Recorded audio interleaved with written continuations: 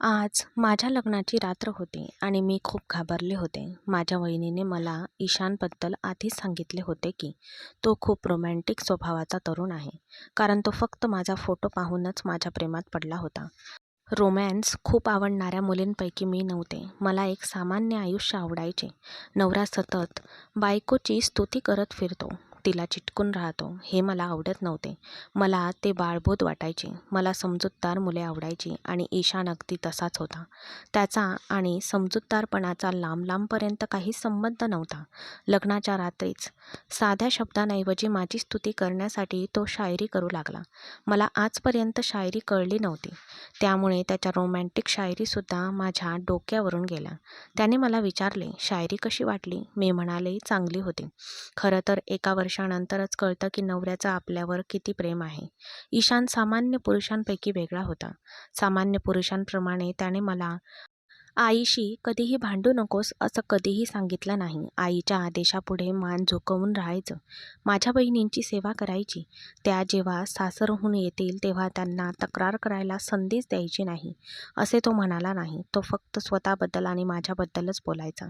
लग्नाचे सुरुवातीचे दिवस खूप चांगले होते. ईशानची अशी इच्छा होती की आम्ही मनाली, शिमला, नैनिताल किंवा हनीमूनसाठी काश्मीरच्या सुंदर दऱ्याखोऱ्यांमध्ये जाऊ आणि आयुष्याचा खूप आनंद घेऊ. मलाही फिरायला खूप आवडायचं, पण लग्नानंतर लगेचच माझ्या सासऱ्यांची तब्येत खालावली. प्रकृती अधिकच बिघडल्याने त्यांनी आम्हाला जाऊ देण्यास नकार दिला. ते म्हणाले, पुढच्या महिन्यात जा. लग्नावर आधीच खूप पैसे खर्च झाले आहेत आणि आता माझ्या आजारपणासाठी हॉस्पिटलवरही खर्च होत आहे. खरं तर हे ऐकून माझा मूड खराब व्हायला हवा होता, पण मी अगदी सामान्य होते. हो, ईशानचा मूड खूपच खराब झाला होता. तो म्हणाला, असं काही असतं का? सगळे लग्नानंतर लगेच हनीमूनला जातात. कोण एका महिन्याने जातं? मी म्हणाले, ईशान, काही नाही. बाबांची तब्येत बरी नाही. मी त्यांना प्रेमाने समजावून सांगितल्यावर तोही म्हणाला की ठीक आहे, आपण पुढच्या महिन्यात जाऊ. मला हे सगळं आवडलंही. एका महिन्यानंतर माझ्या सासऱ्यांची तब्येत सुधारली आणि आम्ही मनालीला जायचं ठरवलं. पण तेव्हा अचानक माझी तब्येत बिघडली. माझी उलटी थांबतच नव्हती. मी जे काही खायचे ते लगेच बाहेर पडायचे आणि माझ्या या अवस्थेमुळे माझ्या नवऱ्याला खूप त्रास होत होता. माझ्या सासूबाईंनी मला डॉक्टरकडे नेले आणि डॉक्टरांनी मला जी बातमी सांगितली ती ऐकून मला थोडे अस्वस्थ वाटले. पण जे घडले ते टाळता येण्यासारखं नव्हते. हे सर्व इतक्या लवकर घडावे असे मला वाटत नव्हते, पण देवाच्या इच्छेविरुद्ध काहीही करता येत नव्हते. हे माझ्यासाठी प्रचंड आनंदाचे कारणही होते, कारण आई होणे ही एक वेगळी आणि सुंदर भावना आहे. पण डॉक्टरने मला प्रवास करण्यास मनाई केली होती. त्या म्हणाल्या की तुम्ही तुम्ही डोंगराळ भागात अजिबात जाऊ नये, कारण ते तुमच्यासाठी धोकादायक ठरू शकते, कारण ही तुमची पहिली गर्भधारणा आहे. हो, काळजी घेणे महत्त्वाचे आहे. एकदा अडचण आली की प्रत्येक वेळी येते. मला या गोष्टींची आधीच खूप भीती वाटत होती, म्हणून मी कुठेही जाणार नाही असे म्हटले होते. माझ्या सासूबाईंनाही तेच योग्य वाटले होते. पण जेव्हा ईशानला ही बातमी कळली तेव्हा त्याने खूप गोंधळ घातला. तो म्हणाला, हे इतक्या लवकर कसे होऊ शकते? ईशानचे शब्द ऐकून माझा श्वासच थांबला. मला वाटले की कदाचित तो मला वाईट चारित्र्याचे आणि अनैतिक ठरवण्याचा प्रयत्न करत आहे. पण त्याच्या पुढच्या शब्दांनी तर माझा श्वासच रोखून धरला. तेव्हा तो म्हणू लागला की लोक लग्नानंतर 5 वर्ष मुलांचं नियोजन करत नाहीत आणि आपलं आयुष्य एन्जॉय करतात. आणि तू तर म्हणाली होतीस की आपण पुढच्या महिन्यात हनीमूनला जाऊ. मग इतक्या लवकर का? हे सगळं काही महिन्यात घडू शकलं असतं. मी ईशानला म्हणाले, या सगळ्यात मी काय करू शकते? ही देवाचीच इच्छा आहे. आणि जर तुला मूल नकोच होतं तर तू याचा आधीच विचार करायला हवा होतास. तू काळजी घ्यायला हवी होतीस. तो म्हणाला, बघ, त्याचा एवढा मोठा मुद्दा बनवू नकोस. आपण गर्भपात करून घेऊ. बाळ काय आता नाही तर एका वर्षाने जन्माला घालू. मी म्हणाले की मी कोणत्याही परिस्थितीत माझ्या बाळाला मारू शकत नाही. तो म्हणाला की मग बायका गरोदरपणातही सगळं काही करतात. त्या फिरतात, मजा करतात. पण मी स्पष्टपणे नकार दिला. मी म्हणाले की डॉक्टरांनी मला सक्त मनाई केली आहे. मी कुठेही जाणार नाही आणि हे डोंगराळ रस्ते खूप धोकादायक असतात. त्यावरून प्रवास करणे खूप जोखमीचे ठरू शकते आणि मी ती जोखीम घेऊ शकत नाही. जेव्हा आपलं बाळ जन्माला येईल तेव्हा आपण जाऊ. पण या गोष्टीवर ईशानचा मूड खूपच खराब होता. परिस्थिती आणखी बिकट होती.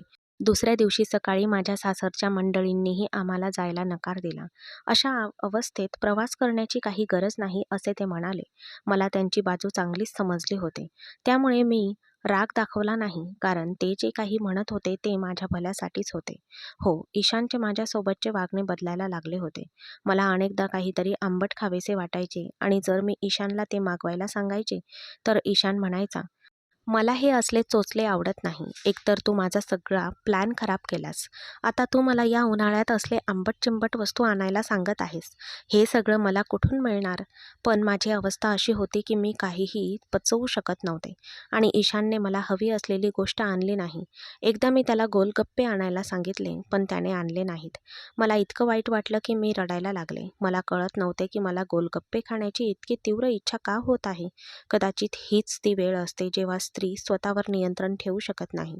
मी इतकी रडले की रात्रभर रडतच राहिले. दुसऱ्या दिवशी सकाळी माझे सासू-सासरे माझे सुजलेले डोळे पाहून थक्क झाले. ते विचारू लागले की काय झाले? तुझे डोळे का सुजले आहेत? मला नाईलाजाने सासूला सांगावे लागले. ती म्हणू लागली, हे काय आहे? तू सांगितलेली वस्तू त्याने का आणली नाही? अशा परिस्थितीत स्त्रीला आनंदी ठेवले पाहिजे. दुसऱ्या दिवशी माझ्या सासूने मला गोलगप्प्यांनी भरलेली एक थाळी दिली. अनेकदा असं व्हायचं की रात्री ईशान माझ्या जवळ येऊन मला मिठीत घ्यायचा. तेव्हाच मला कळमळायला लागायचं. ईशानने अशा वेळी माझी अवस्था समजून घ्यायला हवी होती. पण तो यामुळे चिडायचा. मी तोंडावर हात ठेवून लगेच वॉशरूममध्ये धावत जायचे. वॉशरूममधून बाहेर येताच मला ईशानचा सर्वात विद्रूप चेहरा दिसायचा. मी अत्यंत दयनीय अवस्थेत बेडवर बसायचे. मी त्याला कृपया एक ग्लास पाणी द्यायला सांगायचे. पण माझ्या भावना समजून घेण्याऐवजी तो म्हणायचा, माझं डोकं खराब करू नकोस.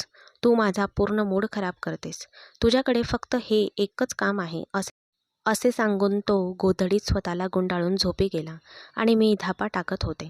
आधी लग्नानंतर लगेच घरची जबाबदारी आणि मग इतक्या लवकर हे गरोदरपण. माझं आयुष्य पूर्णपणे बदलून गेलं होतं. एका महिन्यात इतकं काही घडलं होतं आणि हे सगळं माझ्यासाठी नवीन होतं. मी माझे वाहणारे अश्रू पुसले. मोठ्या मुश्किलीने उठून स्वयंपाकघरात गेले. फ्रीजमधून थंड पाणी काढले आणि घोट-घोट प्यायला सुरुवात केली. असे 4 महिने उलटले तसे माझे शरीर थोडे बरे होऊ लागले.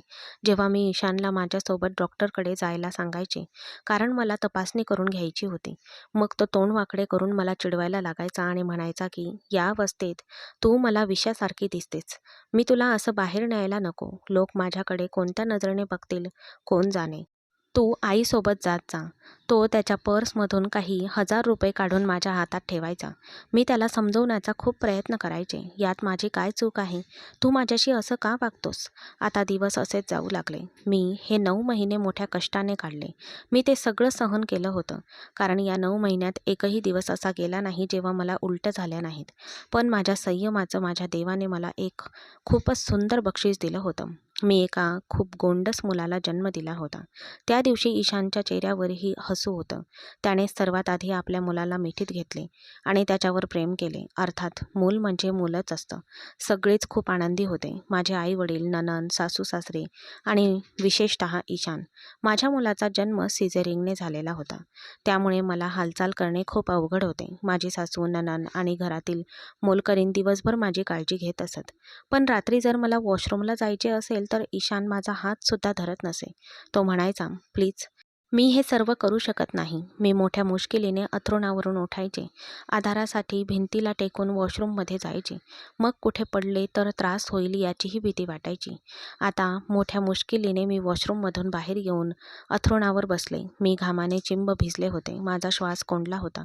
मी खूप धापा टाकत होते. तेवढ्यात माझा मुलगा राघव झोपेतून उठला. त्याला बहुतेक भूक लागली असावी. ईशान त्यावेळी गाढ झोपेत होता. पण राघवच्या रडण्याचा आवाज ऐकून त्याला उचलून घेण्याऐवजी तो मला म्हणू लागला, निहारिका प्लीज, त्याला शांत कर. मला सकाळी ऑफिसला जायचं आहे. मी म्हणाले, ईशान, त्याला थोडा वेळ उचलून घे. माझी काय अवस्था आहे हे तुला दिसत नाही का? तो म्हणाला, थांबव हे. या मुलाची काळजी घेणं आणि त्याला वाढवणं माझ्या आवाक्याबाहेरचं आहे. मी हे सगळं करू शकत नाही. प्लीज त्याला उचलून घे. विचित्रच. ही एक समस्या आहे. मला रात्री झोपूही देत नाहीत. असे म्हणत तो आपली उशी आणि पांघरूण घेऊन खोलीबाहेर गेला. माझा मुलगा राघव रडत होता आणि माझी अवस्था अशी होती की मला बसायलाही जमत नव्हते. कसेबसे मी माझे पाय पलंगावर ठेवले आणि मुकाट्याने रडत रडत माझ्या मुलाला उचलले. त्याला छातीशी कवटाळून मी सुद्धा जोरजोरात रडू लागले. हे पुरुषांचे प्रेम असते का? मी 9 महिने त्याच्या मुलाला माझ्या शरीराचा एक भाग बनवले होते. मृत्यूशी झुंज घेऊन मी त्याच्या मुलाला या जगात आणले होते आणि तो वडील झाला. माझी अवस्था पाहून त्याला माझी दया येणे हे त्याचे कर्तव्य नव्हते का? पहिला महिना कसा गेला हे फक्त मलाच माहीत. अर्थात माझी सासू खूप चांगली होती. पण पण 10 दिवसांनी ती सुद्धा मला म्हणाली की तू सुद्धा थोडा वेळ स्वयंपाकघरात जात जा. ईशानला तुझ्या हाताच्या नाश्त्याची सवय झाली आहे. जेव्हा जेव्हा मी नाश्ता बनवते तेव्हा तो त्यात 100 चुका शोधतो. मुलाच्या जन्मानंतर एका महिन्याने मी अंघोळ करून ताजीतवानी झाले आणि देवाची पूजाही केली. आणि याच एका महिन्यात ईशानचा धीर संपला होता. त्याला माझी किंवा लहान मुलाचीही जाणीव नव्हती. त्या दिवशी राघवच्या पोटात दुखत होते. तो सारखा उठून रडायला लागायचा. मोठ्या मुश्किलीने मी त्याला झोपवले. रात्री 2 वाजता राघवला झोपवून माझी सुटका झाली. मला स्वतःलाही खूप झोप लागत होती. राघव गाढ झोपताच मी झोपायला गेले. त्याच क्षणी ईशान माझ्या जवळ आला आणि त्याने मला मिठीत घेतले. झोपेने माझे डोळे मिटलेले होते.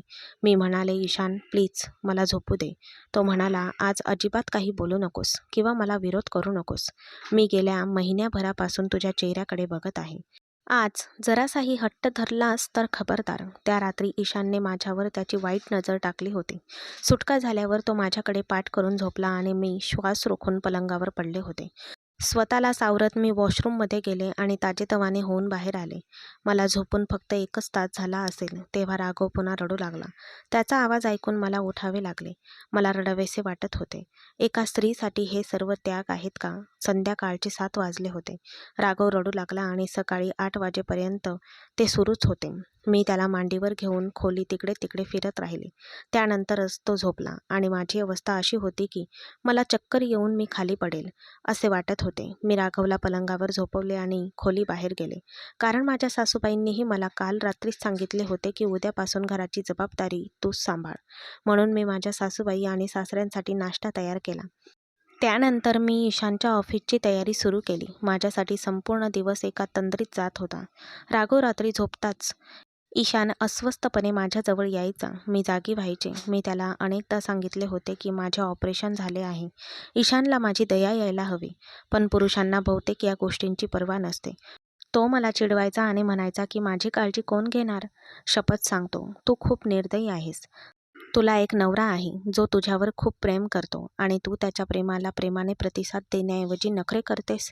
हे सर्व ऐकून मी गप्प व्हायचे. रात्रंदिवस जबाबदाऱ्या सांभाळून मी थकून गेले होते. आता तर माझ्या चेहऱ्यावरची चमकही पूर्णपणे नाहीशी होऊ लागली होती. राघव मला रात्री जागं ठेवायचा आणि दिवसभर झोपायचा आणि दिवसभर आराम करण्याऐवजी मला संपूर्ण घर सांभाळावं लागायचं. मला कामातून अजिबात आराम मिळत नव्हता. माझ्या डोळ्यांखाली काळी वर्तुळे दिसू लागली होती. त्यात भर म्हणून ईशान मला टोचून बोलायला लागला होता. तो म्हणायचा की एकाच मुलाने स्वतःची काय अवस्था करून घेतली आहेस? तुझं शरीर पाहिलं आहेस का? ते सर्व बाजूंनी फुगायला लागलं आहे. अरे यार, थोडं कमी खात जा ना. तुला चांगलंच माहीत आहे मला जाड मुलींचा किती राग येतो. यार प्लीज स्वतःला सांभाळ. ईशान का माहीत नाही इतकं सगळं मला का बोलून गेला होता. मी चिडचिड करायला लागले होते. घराची आणि मुलाची जबाबदारी असूनही ईशान घरी येण्यापूर्वी मी तयार व्हायचे. पण हल्ली तो माझ्यात चुका शोधू लागला होता. 1 वर्ष उलटून गेले होते आणि राघव आता स्वतःच्या पायावर चालू लागला होता. पण ईशानचे वागणे पूर्णपणे बदलले होते. ऑफिसवरून परत आल्यावर तो अनेकदा जेवण करून उशिरा येईल असे सांगून मित्रांमध्ये निघून जायचा. मी अनेकदा ईशानला मला आणि राघवला कधीतरी फिरायला घेऊन जा असे सांगितले होते. पण तो अजिबात ऐकत नसे. म्हणायचा, मी व्यस्त आहे. ऑफिसच्या कामामुळे मला वेळ मिळत नाही. तू आईबाबांसोबत जा असे म्हणून तो तयार होऊन त्याच्या मित्रांसोबत जायचा. तो रात्री उशिरा घरी यायचा. कधी कधी मी रात्री 2 वाजेपर्यंत त्याची वाट बघायचे. पण एकदा जेव्हा तो घरी आला तेव्हा त्याचे डोळे मला धुंद झाल्यासारखे वाटले. तो एक गाणं गुणगुणत घरात शिरला. तेव्हा मला राग आला होता. हसून त्याने माझ्या गालाला चिमटा काढला आणि म्हणाला, हाय स्वीटहार्ट, कशी आहेस ग? असं म्हणून तो खोलीकडे निघून गेला. मी घराचं गेट बंद केलं आणि खोलीत शिरताच दार बंद करून ईशानला म्हणाले, हे कसलं नाटक तू आता रचत आहेस? रोज रात्री तू 2 वाजता घरी येतोस. तुझे ते मित्र कोण आहेत जे रात्रभर बाहेर फिरत असतात? त्यांच्या बायका त्यांना विचारत नाहीत का? माझे संतप्त शब्द ऐकून ईशान सुद्धा गंभीर झाला. तो म्हणाला, तुला काय म्हणायचं आहे? मी दिवस रात्र तुझ्यासोबतच बसावं का? मला कुठेही जायला मनाई आहे का? मी म्हणाले, ईशान, प्रत्येक गोष्टीला एक मर्यादा असते. फक्त तुझे मित्रच तुझ्या आयुष्यात आहेत का? आयुष्यात अजून वेळ आहे. मला ही इच्छा आहेत की तू माझ्याशी बोलावंस. माझं बोलणं ऐकून तो म्हणाला, तुला वेळ कधी मिळतो? जेव्हा जेव्हा मी तुला पाहतो तेव्हा तू माझ्यासमोर राघव राघव म्हणत राहतेस. ईशानचे शब्द ऐकून मला आश्चर्य वाटले. मी म्हणाले, ईशान, तुला तुझ्या मुलाचाही हेवा वाटतो का? तो म्हणाला, निहारिका, गप्प बस.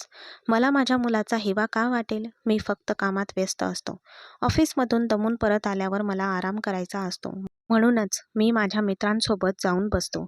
आणि आता हे माझ्याकडून सगळं सहन होत नाही असे म्हणून तो कपडे बदलून झोपायला गेला.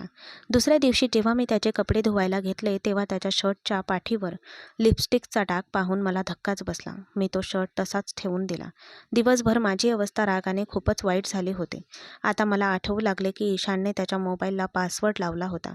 त्याने याआधी कधीही लावला नव्हता. आता तो अनेकदा खोलीत बसून हसत हसत कोणाशी तरी फोनवर बोलत असे.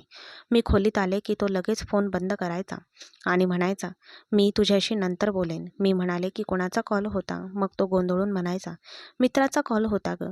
आणि मग विषय बदलायचा. रात्री जेव्हा ईशान ऑफिसमधून परत आला जेवण झाल्यावर, त्याने मला सांगितले की मी माझ्या मित्रांकडे जातोय. रात्री उशिरा येईन.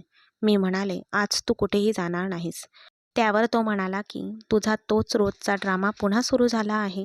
तो हे रागाने बोलत होता. मी कपाटातून त्याचा शर्ट काढला आणि त्याच्यावर फेकला. माझ्या या कृतीवर त्याला वाईट वाटले आणि तो म्हणाला, तू तू हे काय असभ्यपणे करत आहेस? तू माझ्यासोबत हे काय नाटक रचलं आहेस? शर्ट त्याच्या चेहऱ्यावर लागून जमिनीवर पडला होता. तो माझ्याकडे रागाने बघत होता. मी तो शर्ट उचलून लिपस्टिकचा डाग दाखवला. मी म्हणाले, हे सगळं काय आहे? जसा त्याचा डोळा त्या डागावर पडला तसा त्याचा चेहरा उतरला. मी म्हणाले, तर ही तुझी मैत्रीण आहे जिला तू रोज भेटायला जातोस. ईशान ही मुलगी कोण आहे? तो माझी नजर टाळू लागला. माझे बोलणे जोरात झाले. मी म्हणाले की तुला मी काहीतरी विचारत आहे ईशान. ही मुलगी कोण आहे जी तुझ्या इतकी जवळची आहे? माझ्या आवाजात कोणतीही इच्छा नव्हती. एवढं होऊनही माझ्या डोळ्यात पाणी आलं. अश्रू वाहू लागले. मी म्हणाले, माझ्या प्रेमात किंवा निष्ठेत काय कमी होती ज्यासाठी तू मला हे बक्षीस दिलं आहेस? माझ्या बोलण्यावर तो उपहासाने हसला आणि म्हणाला, प्रेम? मग तो माझ्याकडे आला आणि म्हणाला, तू माझ्यावर कसलं प्रेम दाखवलं आहेस? हो, तू मला तुझ्या जवळ येऊ देत नाहीस. फक्त एका महिन्यानंतरच तुला मूल होऊ देण्यात रस निर्माण झाला. त्या क्षणी मी तुला सांगितले की मला आयुष्याचा आनंद घ्यायचा आहे. आपण गुपचूप गर्भपात करून घेऊ शकलो असतो आणि कुणाला काही कळले देखील नसते. हे तुला जमणार नाही. त्या बाळाचं काय? ते 2-4 वर्षात जन्माला येऊ देऊ शकलो असतो आपण. पण तू ऐकलं नाहीस. उलट पाप आणि पुण्याचं भूत तुझ्यावर स्वार झालं होतं की जर मी गर्भपात केला तर ते पाप ठरेल. निहारिका, जर तुझं माझ्यावर प्रेम असतं तर तू माझं ऐकलं असतंस. आपण नैनिताल, काश्मीर आणि मनालीसारख्या सुंदर ठिकाणी फिरून आपल्या आयुष्याचा आनंद घेतला असता. पण तुला माझी पत्नी होण्यापेक्षा आई होण्यात जास्त रस होता. मग त्याने माझा हात धरला आणि मला आरशासमोर नेऊन म्हणाला, स्वतःकडे बघ. काय रूप धारण केले आहेस तू? सुगंधाऐवजी तुझ्या कपड्यांना स्वयंपाकघरातील मसाल्यांचा वास येतो. रात्री मी तुझ्याकडे आलोस की राघव जागा होईल म्हणून तुला काळजी वाटते. सकाळी लवकर उठून आईबाबांना नाश्ता देण्याची तुला काळजी वाटते. तू सगळ्यांची काळजी घेतेस पण माझी नाही. आणि आज मी थोडी थट्टा मस्करी केली की तू प्रश्न विचारतेस. ईशानचे शब्द ऐकून मला आश्चर्याचा मोठा धक्का बसला होता. मी म्हणाले, ईशान, हे कुणाचं घर आहे? मी कुणाच्या घराची काळजी घेते? कुणाच्या आईवडिलांना सकाळी नाश्ता देण्याची काळजी मी करत असते. कुणाच्या मुलासाठी मी अशी झाले आहे. माझ्या चेहऱ्यावरची चमक नाहीशी झाली आणि माझी अवस्था बिघडली. मी रडू लागले. मला वेड लागलं होतं. रागाच्या भरात मी त्याची कॉलर एवढ्या जोरात पकडली की त्याच्या शर्टची बटणंसुद्धा तुटली. मी म्हणाले, या घरात माझा काय दर्जा आहे? मी तुझी मोलकरीण आहे का? की तुझ्या आईवडिलांची? की तुझ्या बहिणींची? की त्या आल्यावर मी संपूर्ण टेबल सजवते? राघव तुझ्यासाठी फक्त माझा मुलगा आहे का? मला काहीच वाटत नाही. मी म्हणाले, मी तुझी बायको आहे. मी तुझं घर सांभाळते. तुझ्या मुलाला वाढवते. तू माझ्याशी विश्वासघात करणारा कोण? मी म्हणाले, ईशान, मी नक्कीच त्या बायकांपैकी नाही ज्या आपल्या नवऱ्याच्या अशा स्वैराचाराशी तडजोड करतात आणि त्यांच्यासोबत राहून आपल्या आयुष्याची गाडी ओढतात. मी फक्त एवढंच म्हणाले होते तेवढ्यात त्याने माझा हात त्याच्या कॉलरमधून सोडवला आणि मला मागे ढकलले. तो म्हणाला, ठीक आहे, इथून निघून जा, माझ्या घरातून चालती हो. जर तुला इथं राहायचं असेल तर असंच राहा. मला माझ्या ह्या स्वैराचारासोबतच तुला स्वीकारावं लागेल, कारण आता मी राधिकाला सोडू शकत नाही. ईशानचे शब्द ऐकून मी थक्क झाले. मी ठीक आहे म्हणाले. मी कपाटातून माझे कपडे काढून पलंगाखाली ठेवलेल्या बॅगेत भरू लागले. हे पाहून ईशान खूप रागाने माझ्याकडे आला. त्याने माझा हात धरला आणि म्हणाला, निहारिका, या घरातून बाहेर पाऊल टाकण्यापूर्वी नीट विचार कर. जर तू एकदा या घरातून बाहेर गेलीस तर राधिका तुझी जागा घेईन.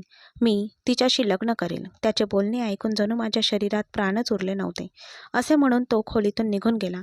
आमच्या आवाजामुळे राघव जागा झाला आणि तो रडत होता, पण मी त्याला शांत केले नाही. मी स्वतः जोरजोरात रडू लागले. आम्हा दोघांच्या रडण्याचा आवाज ऐकून माझी सासू माझ्या खोलीत आली आणि म्हणाली, तुला काय झाले आहे बाळा? तू का रडत आहेस? आणि राघवला काय झाले आहे? बघ, तो किती रडत आहे. तू त्याला शांत का करत नाहीस? मी म्हणाले, तुमच्या मुलाने माझे आयुष्य उद्ध्वस्त केले आहे. मी त्याचे काय नुकसान केले होते? ती मला विचारू लागली, काय झालं? ईशान काय म्हणाला? मी म्हणाले की मी हजर असूनही तो दुसऱ्या बायकांकडे जातो. हे ऐकून माझ्या सासूलाही राग आला. तिने ईशानला बोलावून घरी आणले.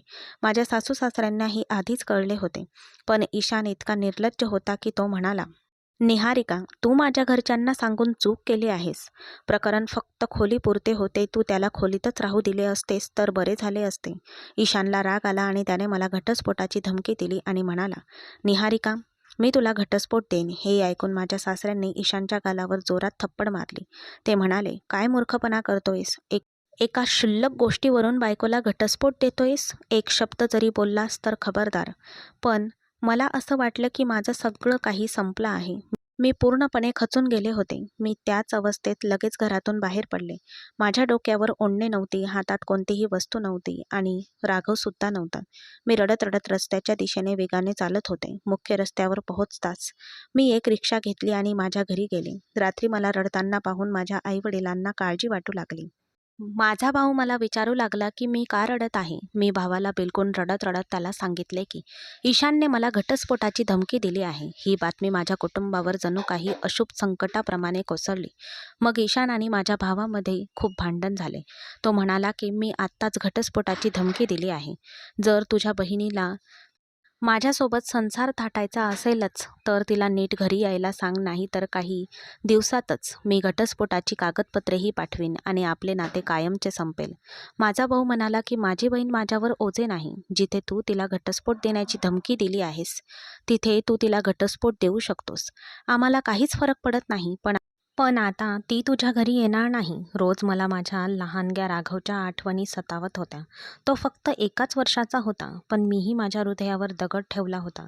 कारण जर मी त्याला माझ्यासोबत आणले असते तर ईशानला त्याची चूक कधीच कळली नसती.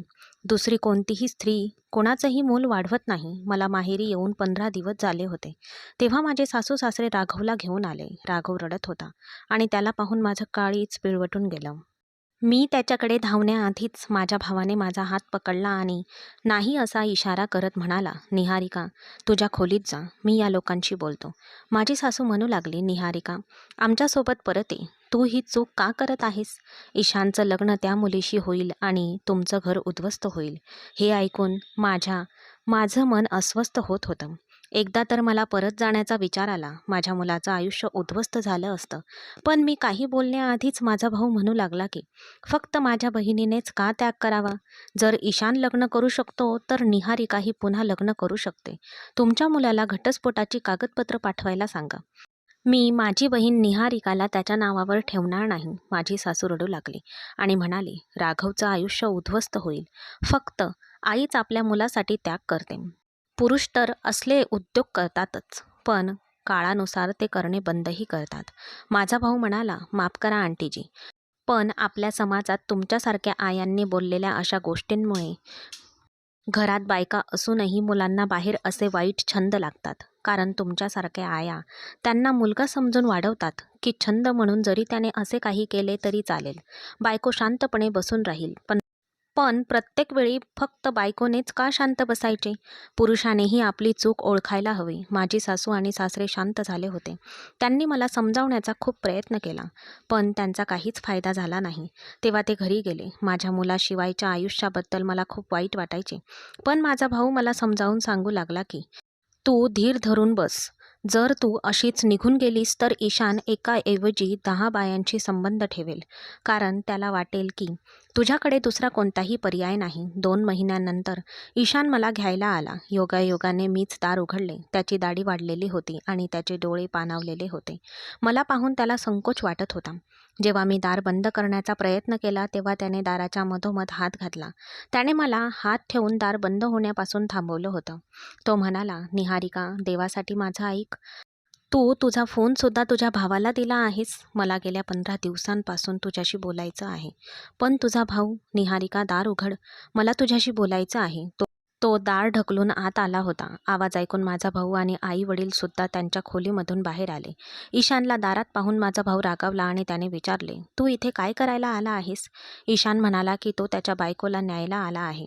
हे ऐकून माझा भाऊ रागाने म्हणू लागला की, "ज्या बायकोला तू घटस्फोट दिला आहेस, मी घटस्फोटाची धमकी दिली होती. पण मी अजून तिला घटस्फोट दिला नाही आणि निहारिका अजूनही माझीच बायको आहे. तिला इथून घेऊन जाण्याचा मला पूर्ण हक्क आहे." माझा भाऊ मला म्हणू लागला, "निहारिका, तुझ्या खोलीत जा." मी खोलीकडे जाऊ लागले. पण ईशानचे पुढचे शब्द ऐकून माझी पावले तिथेच थांबली. ईशान म्हणाला, "निहारिका, राघव खूप आजारी आहे आणि त्याला रुग्णालयात दाखल केले आहे. आपला मुलगा मरेल निहारिका. माझ्यासोबत ये." हे ऐकून मी वेदनेने मागे वळले. मी विचारले, "माझ्या मुलाला काय झाले?" "ईशान, माझ्या मुलाला काय झाले?" त्याच्या डोळ्यातून अश्रू वाहत होते. तो म्हणाला, "तू तू आल्यापासून त्याचा ताप उतरत नाहीये. तो खूप अशक्त झाला आहे." मी लगेच ईशानला घेऊन गेले. माझा भाऊ मागून मला हाक मारत होता. पण मी थांबले नाही. यावेळी मला फक्त राघवची काळजी होती, दुसऱ्या कुणाचीही नाही. मी 3 दिवस माझ्या मुलासोबत हॉस्पिटलमध्येच राहिले. मला पाहून त्याच्या चेहऱ्यावर पुन्हा हसू आले. मी त्याला मिठी मारली, त्याला मांडीवर घेतले आणि त्याचे चुंबन घेतले. तो मम्मी मम्मी म्हणत होता. मी त्याचे सतत चुंबन घेत होते आणि रडत होते. 3 दिवसात त्याची तब्येत खूपच सुधारली होती. त्याला हॉस्पिटलमधून डिस्चार्ज मिळाला आणि ईशान मला थेट घरी घेऊन गेला. माझे सासरचे लोकही खूप आनंदी होते. रात्री राघव झोपल्यानंतर ईशान माझ्याजवळ आला आणि हात जोडून माझी माफी मागू लागला. तो म्हणाला, "निहारिका, कृपया मला माफ कर. मला समजले आहे की बायको ही बायकोच असते. ह्या अशा मुली असतात ज्या प्रत्येक दुसऱ्या-तिसऱ्या मुलाशी मैत्री करतात. त्या आपल्याला कधीही स्थिरावू शकत नाही. त्यांना फक्त पैसा आणि स्वैराचार आवडतो. मी तुला वचन देतो की भविष्यात मी तुझ्याशी कधीही खोटं बोलणार नाही." मी म्हणाले की मी फक्त माझा मुलगा राघवसाठी परत आले आहे, तुझ्यासाठी नाही. माझा ऐकून तो अस्वस्थ झाला. तो म्हणाला की, "मला माहीत आहे की तू माझ्यावर खूप रागावली आहेस. तू रागवायलाच पाहिजेस. पण निहारिका, मला कोणत्याही परिस्थितीत तुझ्या पाठिंब्याची गरज आहे गं.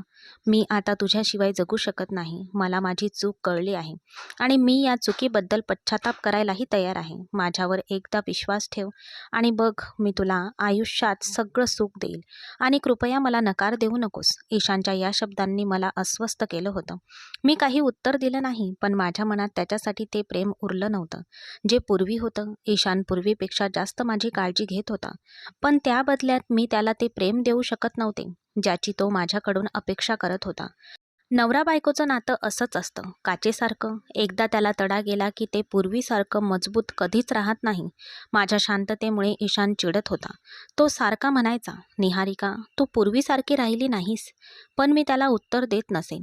एखाद्या पुरुषाला असे का वाटते की त्याने काहीही केले तरी त्याची पत्नी त्याला नेहमी माफ करेल आणि पूर्वीसारखेच प्रेम करेल? असे कधीच घडत नाही. त्याचे घर सांभाळण्यासाठी मी माझी झोप, माझी मनःशांती, माझे सौंदर्यही पणाला लावले होते आणि त्याने मला आपली निष्ठा देण्याऐवजी त्याने मला घटस्फोटाची धमकी दिली आणि घरातून हाकलून दिले. जेव्हा त्या मुलीने त्याच्याशी लग्न करण्यास नकार दिला तेव्हा त्याला त्याची चूक कळली. मग तो माझ्याकडून पूर्वीसारख्या प्रेमाची अपेक्षा करत होता. जर त्या मुलीने त्याच्याशी लग्न करण्यास नकार दिला नसता तर ईशानने मला या घरी परत आणले असते का? आणि तो मला प्रेम आणि निष्ठा देऊ शकला असता का? हाच माझा तुम्हा सर्वांना प्रश्न आहे. मी ईशानला माफ करून त्याचा मनापासून स्वीकार करावा की फक्त माझा मुलगा राघवसाठी ईशानसोबत राहावं?